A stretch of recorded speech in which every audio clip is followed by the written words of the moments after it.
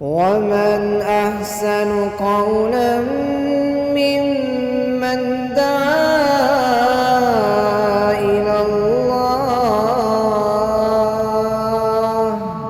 وعمل صالحا وقال إنني من المسلمين.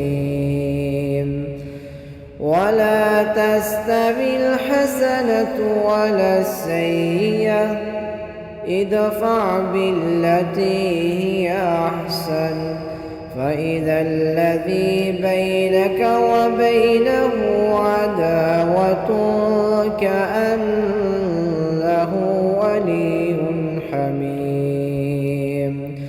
وما يلقاها إلا الذين صبروا وما يلقاها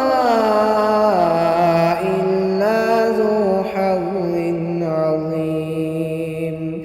وإما ينزغنك من الشيطان نزغ فاستعذ بالله إنه هو السميع